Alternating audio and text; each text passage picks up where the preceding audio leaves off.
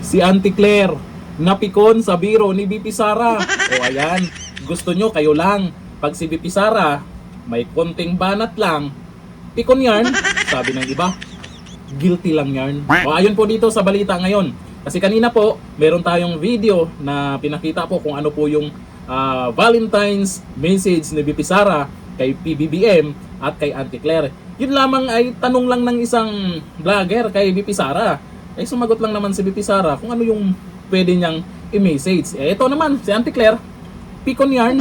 Muling naging sentro ng usapan ang palitan ng payag sa pagitan ng Malacanang at ni BP Sara Duterte. Matapos seryosohin ng palasyo ang isang pabirong Valentine's message ni BP Sara. Sa isang panayam, isang vlogger, isang vlogger ang humiling kay BP Sara ng Valentine's Day message para kay Palace Press Officer Claire Castro at kay Pangulong Bongbong Marcos Jr. Pabiro namang sagot ni BP Sara na isinalin ng isang reporter bilang, kasi nagbisaya po si BP Sara noon sa video, sana magkatuluyan sila. Tapos si Auntie Claire nagagalit o napikon sa sinasabi ni BP Sara. Anong masasabi mo doon sa isang vlogger na nagtatanong kay BP Sara? Doon naman nag-umpisa. Kasi ang tanong po, anong message kay PBBM at kay Auntie Claire? Bakit ganun yung tanong niya? Yun po yung nag-umpisa sa pagpares ng dalawa. Kasi may mga kinikilig dyan sa dalawa, di ba? Auntie Claire, kinikilig ka ba? Ayan lang naman ay napakasela naman na ito ni Auntie Claire. Naturang pahayag ay agad na nag-viral at binigyang iba't ibang interpretasyon sa social media. Siyempre, yung mga loyalista nga nag-iiyakan na. Sa press briefing ngayong araw, tumugon ang Malacanang sa pamamagitan ni Claire Castro kung saan sinabi, eto, BP Sara, spread love, not fake news. Anong fake news doon? May fake news bang pinakalat si BP Sara doon? Sana magkatuluyan sila. Ano naman? Sana. Wala namang sinabi na kayo. Di ba? Wala namang sinabi na kung ano mo si Junior. Wala namang ganon. Sana magkatuluyan sila. Fake news ba yung ganon? Ito naman si Claire. Ayon sa palasyo, ang biro ni BP Sara ay may bayad umano ng malisyosong patutsada laban sa Pangulo at kay Castro. Yakin lang kayo. Gusto nyo kayo yung kumabanat kay BP Sara, okay lang. Dagdag pa ni Castro, ang ganitong uri ng pahayag ay too questionable.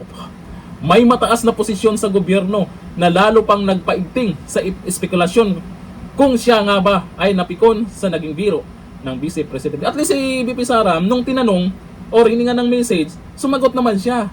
Hindi nakagaya ng iba, gumaganyan lang, di ba? Minsan pa nga, pag tinatanong, tatawa lang. Hindi sasagot sa mga katanungan. Ganun lang, lakas ng trip ba? Pero si BP Sara, pinagbigyan lang naman ng ating Vice President ang hiling ng isang vlogger ng mensahe para sa iyo, Auntie Claire at kay PBBM. At alam naman nating lahat, yan ay pabiro laan. Hindi mo naman masasabing fake news yan kasi ang sabi, sana. Oh, di ba? Sana magkatuluyan sila, sana ganito. Paano naging fake news yung salitang sana? Sa bagay, magaling si Auntie Claire, abogada yun, di ba? Pero iisipin mo man, paano maging fake news yung sana? O sample, meron kayong gustong mangyari. Sana ganito ako sa Valentine, sana may darating na bulaklak, sana itong dalawang magkaibigan na to, magkatuluyan. Paano maging fake news yan? Sana. Sana daw, Auntie Claire. Para sa ilang nakapanood ng panayam, malino na biro lamang ang mensahe ng ni BP Sara. Lalo't inilabas ito sa konteksto ng Araw ng Mga Puso. Correct.